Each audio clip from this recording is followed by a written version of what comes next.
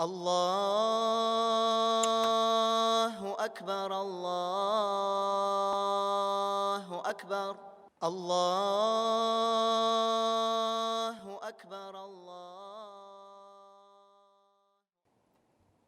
إن الحمد لله نحمده ونستعينه ونستغفره ونعوذ بالله من شرور أنفسنا ومن سيئات أعمالنا من يهديه الله فلا مضل له ومن يضلله فلا هادي له وأشهد أن لا إله إلا الله وحده لا شريك له وأشهد أن محمدًا عبده ورسوله صلى الله عليه وعلى آله وأصحابه يا أيها الذين آمنوا اتقوا الله حق تقاته ولا تموتن إلا وأنتم مسلمون يا أيها الذين آمنوا اتقوا الله وقولوا قولا سديدا يصلح لكم أعمالكم ويغفر لكم ذنوبكم ومن يطع الله ورسوله فقد فاز فوزا عظيما أما بعد Hiç şeksiz barcha maqtov hamd hamsanaga G'alamlarning Robbisi, xo'jasi, idarachisi va tarbiyachisi Alloh Robbimiz g'ina loyiqli. Shahodat kitaram Allohdan boshqa ibodatga loyiqli hech zot yo'q. Ham Muhammad Abdullah ularning so'nggi elchisi va payg'ambari. Alloh Robbimiz subhanahu va taolo bizlarga jon berdi. Bizni bu dunyoga keltirdi, turmushni bor qildi. Va turmushimizning maqsadini bayon etib, "Allazi xalaqal mauta val hayata liyabluwakum ayyukum ahsanu amala" dedi. U o'lim bilan turmushni bor qildi. Sizga belgili bir vaqt, mezgil berdi bu dunyoda yasharga, qaysig'izning amallari yaxshiroq ekanligini sinar uchun dedi. Va bu dunyoning bari tik sinov maydoni ekanligini u bizga bayon etib anglatdi. Ham bu sinov maydonida Alloh subhanahu va taolo hiç şeksiz bizni türlü yol bilen, türlü ravishda sınıy, türlü ağırlıklar jibare, ham şuluq vaqtda bu sınav meydanında bizge uylansınlar üçün, Allah Teala'ga qaytsınlar üçün, günahlarından çistarınsınlar üçün, fikirlesinler üçün Allah Teala türlü ayetler, galametler jibare. Gün bilen tünni alıştıra, yıl fasılların alıştıra, hava turuşlarını Allah Rabbimiz o'zgartib tura, biz şuşu o'zgarishlarni ko'rib, şuşu g'alamatlarni, oyatlarni ko'rib uylansınlar üçün, o'zlarining turmushlarini o'zgartsinlar üçün. Va ushbu g'alamatlarning bizni uylanırga eteruvchi bir oyatlarning birisi ul jay issisi jamoat. Umuman Allah subhanahu wa taala aytadi: يقلب الله الليل والنهار إن في ذلك لعبرة لأولي الأبصار. Allah gün bilen tünni alıştıra, sizning xallartlaringizni o'zgartib tura, hammanda hech sheksiz aql egalari uchun, aqlli kishilar uchun bor uylanirga g'alamatlar, belgilar bor deb aytdi. Va ushbu jay issisi, qizuvi, ko'rishamiz aytamiz, bugün begiroq qizdira deymiz. Bir-birimizni ko'rishgach tirliymiz, issi, kimningdir hali nasharlana. Olaroq yoshdagilarga begiroq da og'ir qon bosimlari ko'tariladir. Bek og'ir kishirga to'g'ri keladi. Ham bu issida musulmon kishi ko'ra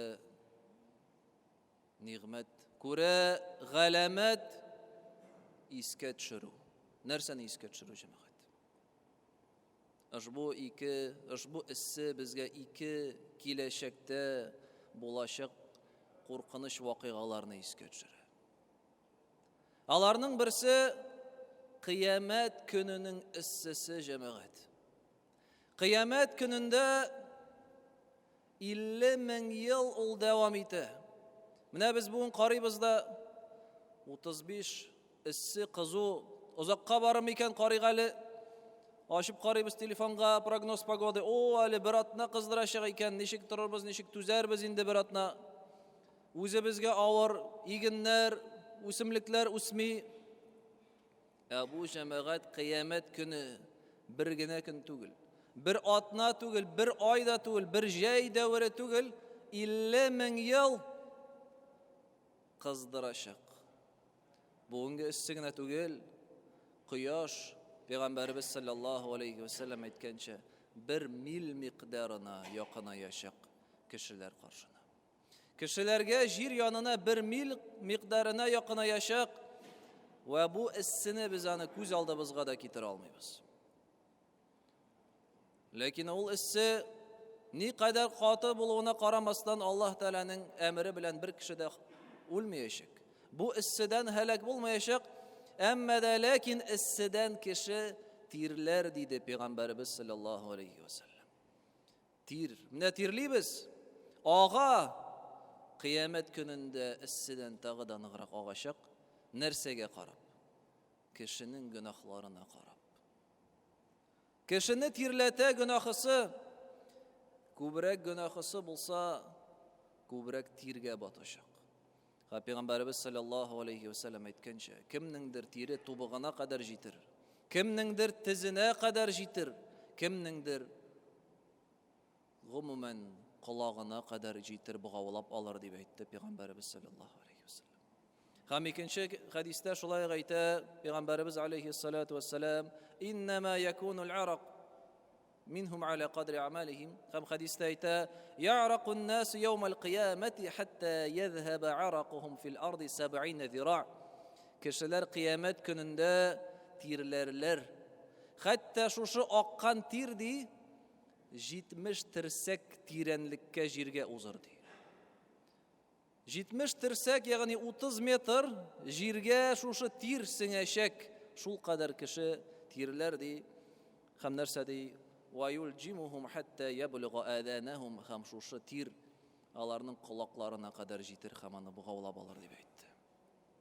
Ve bu issi künde hiç bir kulega bulmaz. Bugungi künde qizuda tezroq quyoshdan qochirga tiliymiz. Tezroq sovuqqa, og'ash ishig'ini, yurt ishig'ini qochirga tiliymiz, lekin qiyomat kunida bo'lmaz bir kulega da. Bari tik Alloh taolo kulegasigina, qarshi kulegasi. Lekin bu kulega har bir kishi uchun tugil, ul kulega maxsus bir bandalargagina.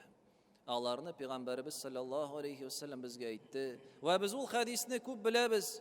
Esga tushirib qisqa shag'ina Peygamberimiz sallallohu alayhi ve sellem aytdi. Jidi turkum kishini Alloh taolo kulega bo'lmagan kunni o'z kulegasi bilan qoplar deydi. Ul g'adil bo'lgan imom, idarachi ya'ni. Va Allah Teala'ga g'ibodat qilib, din yo'lida tarbiyalangan o'sgan bir yosh kishi kimning ko'ngli qalbi masjid bilan bayli. Masjidga ul har vaqt umtila, masjiddan ketu bilan uning qalbi ko'ngli yangidan masjidga torta. Ikki kishi diyorlar bir-birlarini bir nindi dunyoviy maqsad boylik uchunda yaratmaylar, yo'q. Ular bir-birlarini yaratalar. Çünkü onlar Müslüman, Allah rizalығы için bir-birlerini yaratalar deyim.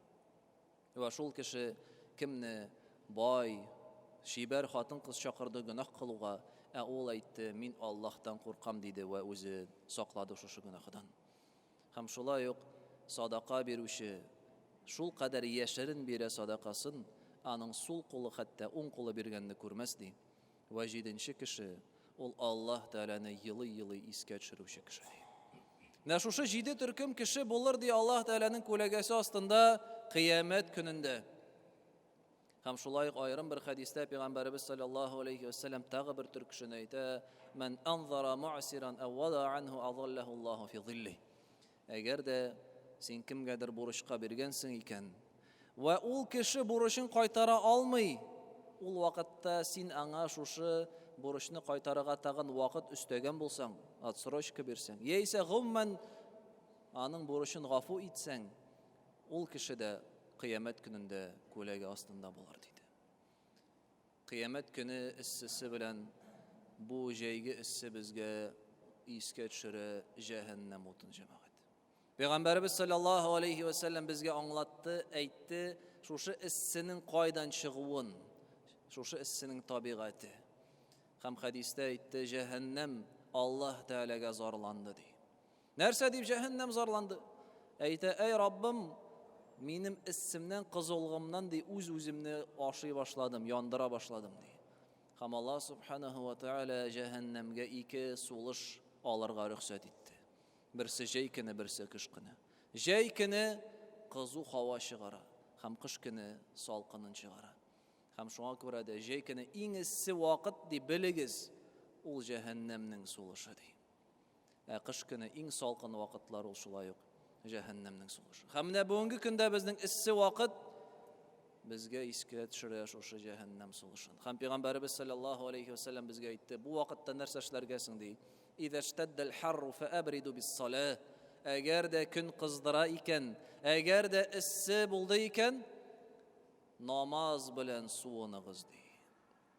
Намаз белән суыныгыз, чөнки فإن شدة الحر من فيح جهنم, чөнки бит ди кызуның катысы, эссе ди, ул җәһәннәмнең сулышы дип әйтте. Җәһәннәмнең эчендә кызган һаваның монда килеп җиткән әсәре ул дип әйтте. Шуңа да намаз укып суыныгыз дип әйтте. Инде бүгенге көндә эсседә эзлибез суынырга ысуллар, күләгә, ышык, салкын су эчәргә тырышабыз. Кондиционер астына керергә тырышабыз. Кемнеңдер машинасында бар, кемнеңдер өендә бар. Җәһәннәм әһелләренә бер нинди суык булмас җәмәгать. Аларның күләгәләре, аларның сулары ни булырсың ди Аллаһ субханаһу ва тааля әйтә. وأصحاب الشمال ما أصحاب الشمال في سموم وحميم ди җәһәннәм әһелләре. Алар эссе җил ва кайнап торган су арасында ди. Эссе җил менә мунчага кергәндә берәрсе үзебезгә өрсә, пешерәме? Менә бу кайнар. Яисә эссе көнне чыгып җил искәндә никадәр тәнгә рәхәт түгел. Җәһәннәмдә бары тик шундый җил генә булыр ди. Һәм кайнап торган су бер нинди салкын су юк. Бозлы су юк анда суынырга эчәргә. Кайнап торган су булыр. Ва нинди күләгә сыңанда ди? Ва зиллим ми яхмум. Андагы күләгә ул кап-кара төтен күләгәсе булыр ди. Төтен уттан, төтен шул кадәр күтәрелә, ул күләгә барлыкка китерә. Ләкин бу күләгәнең ди ла бариди ва ла карим. Бу күләгәнең бер нинди ышыгы, бер нинди салкыны юк. Без аны беләбез. Аны кеше сулый-сулый интегә генә газапта гына артачак. Ва җәһәннәм эссесе бу дөнья эссесе кебек кенә түгел. Пәйгамбәрбез саллаллаһу алейхи ва саллям нәрсә дип әйтә? Әллә сез уйлыйсызмы җәһәннәм уты ул бу дөнья уты кебекме ди? Юк. Бу дөньядагы булган ут ул җәһәннәм утының 70тән бер өлеше генә ди. Ни кадәр эссе безнең бу дөньяда урыннар бар, ул бүтән эссе, бүтән кайнарлык җәһәннәм утының 70тән бер өлеше генә. Һәм шулай ук җәһәннәм уты ди ул бу ут кебек, дөньядагы ут кебек кызыл түгел ди, ул кара ди. Ул шул кадәр эссе, ул кара сагыздан да караңгырак кебек дип әйтте Пәйгамбәрбез саллаллаһу алейхи ва саллям. Шуңа да җәмәгать бу эсселәр авыр кичерәбез, ләкин мөселман кеше һәрбер нәрсәдә үзенә ниндидер гыйбрәт алырга тиеш, ниндидер дәрес алырга тиеш. Ва шушы эссе вакытында да эсселекне искә тотырга тиеш. Туктале. Әби җәһәннәм уты тагы да эссерәк. Һәм шуңа да Аллаһ субханаһу ва тааля әйтә дә бит безгә, Табук сугышы вакытында бик каты эссе була. Һәм мунафиклар үзләрен тыштан мөселман дип, ләкин күңелләрендә динсезлекне яшерүчеләр бер-берләренә әйтәләр: "Туктагыз, сал, эссе бит, кызу бит, чыкмагыз, кая барасыз сез?" Аллаһ Тааланың сүзләрен әйтә: "Ва қалу ла танфиру фил хар." Мунафиклар әйтте: "Кызуда чыкмагыз. Чыкмагыз сугышка кызуда" ди. Аллаһ Таала әйтә: "Кул нару җаһаннама ашадду харра лау кану яфқахун." Әйт, җаһаннам уты бит ул эссерәк, әгәр дә алар аңласалар иде генә ди. Ва бүгенге көндә дә җәмәгать миңа мисал күп китерергә була. Бигрәк тә өске кием мәсьәләсендә, аеруча хатын-кызларга дигәндә. Әниләребез, тормыш иптәшләребез, апаларыбыз, сеңелләребез, кызларыбыз, оныкларыбыз, хатын-кызлар нәрсә кияләр бу эсседә җәмәгать? Кызу бит ди. Икенчесе әйтә: "Ничек инде син балаңа яулык бәйлисең мондый кызуда? Жәллә инде аны ди, кызган ди." Кызу бит. Нигә аны җафалыйсың, интектерәсең? Бу җафалау интектерү түгел, бу киресенчә, бу коткару җәмәгать. Нару җаһаннам ашадду харра. Ничек кенә эссе булмасын бу дөньяда? Җаһаннам уты күпкә эссерәк бит җәмәгать. Игътибарда тотыйк бүгенге көндә. Ничек киенә безнең хатын-кызларыбыз, җәмәгать, туганнарыбыз, якыннарыбыз? Оят, урамга чыгарга куркырсың. Кая карарга белмәссең, күзләреңне төшерсәң дә, барыбер күзеңә нәрсәдер эләгергә мөмкин. Шуны игътибарда тотыйк, аеруча бу мәсьәләне. Хатын-кызлар гына түгел, иратлар да җәмәгать гаврат ашу, кыска шалбарлар, шортиклар белән тезләрен ачып, бутларын ачып йөриләр бүгенге көндә. Бу һич шиксез бозыклык, гөнаһлык һәм куркыныч бер күренештер җәмәгать. Бу мәсьәләне истә тотыйк. Һәм шушы берәүләр сыналса кием белән, берәүләр сыналса шушы гавратларын ачу белән, икенчеләр сынала шушы гавратларга карау белән җәмәгать. Шулай ук. Бу исседә бөтен җирдә бозыклык, теләгән кешегә бөтен юллар ачык. Ләкин истә тотыгыз, шушы исседә җаһаннам утын искә төшерсен. Бу дөньяда башка кешенең гавратларына карап йөрсәң, харам күзләреңә харамнан тыймасаң, алда бит җаһаннам уты көтә. Ва ул җаһаннамда да барса да шәрә булыр. Кыямәт көнендә гомумән бернинди кием булмас кешедә. Шалбары да юк. Аскы киемнәре бер нәрсә булмас. Ләкин анда инде беркем дә кайгыртмый икенче кешене. Бу көндә, әле бу дөньяда кеше карап йөри, күзен сакламыйча. Кыямәт көндә бөтен нәрсә ачык, бөтенесе яңа туган бала кебек шәп-шәрә. Ләкин инде беркемгә дә кайгысы юк. Беркем дә ир кеше хатын-кызга карамас, хатын-кыз иргә карамас. Чөнки андагы куркынычлык, андагы вакыйгаларга кергәч кешегә инде башка кешенең гавраты кайгысы юк. Һәм бу дөньяда да бу искә төшерсен безгә. Бу искә төшерсен күзләребезне сакларга, үзебезнең гавратларыбызны капларга, хатын-кызларыбызны капларга, балаларыбыз, оныклар, хатын-кызлар, апалар, әниләр, әбиләр, шуларны истә тотыйк җәмәгать. Һәм инде ләкин Алла субханаһу ва тааля безне куркыту белән бер рәттән, бер яктан җаһаннам иссесе, кыямәт көне иссесе, ләкин шул вакытта Алла субханаһу ва тааля безгә хәерле хәбәр дә бирә. Шатландыргыч, сөендергеч хәбәрләр дә бирә. Һәм мөэминнәр турында, җәннәт әһелләре турында нәрсә дип әйтә? Муттакиина фиха алал араик, ла ярауна фиха шамса ва ла замһарира. Алар анда караватларда, ятакларда ятырлар ди. Һәм алар анда кояш иссесендә һәм салкынны да сизмәсләр, күрмәсләр. Иннал муттакина фи зилали ва уюн. Аллаһтан куркучылар, Аллаһ Тәгалә тыйганнардан сакланучылар һәм кушканнарын үтәүчеләр, бу дөньяда алар ниндидер ләззәтләрдән баш тарттылар, үзләренең агъзаларын сакладылар. Аллаһ Тәгаләдән куркып, Аллаһ Тәгаләнең ачуыннан, аларның шушы тырышлыклары юкка китмәс. Алар нәрсә? Алар күләгә астында ва шишмәләр арасында булырлар ди. Анда җәннәттә эссе дә түгел, салкын да түгел. Анда мәңге күләгә, анда шишмәләр, анда ризыклар, анда нигъмәтләр. Шуңа да шушы җәмәгать бер мисал гына безгә, шушы җәй эссесе. Безгә мисаллар, уйланырга мөмкинчелекләр Аллаһ Раббыбыз субханаһу ва тааля һәр вакыт җибәреп тора, һәр вакыт күрсәтеп тора.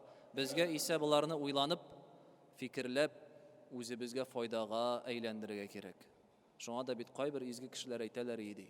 Миңа Абу Дарда радиллаһу анһу әйтте, миңа бер сәгать буе Аллаһ Тәгаләнең шушы аятләре, мәхлукатлары, мөгъҗизалары, галәмәтләре турында уйлап утыру төннең буе намаз укуга караганда да сөйеклерәк дип әйтә иде.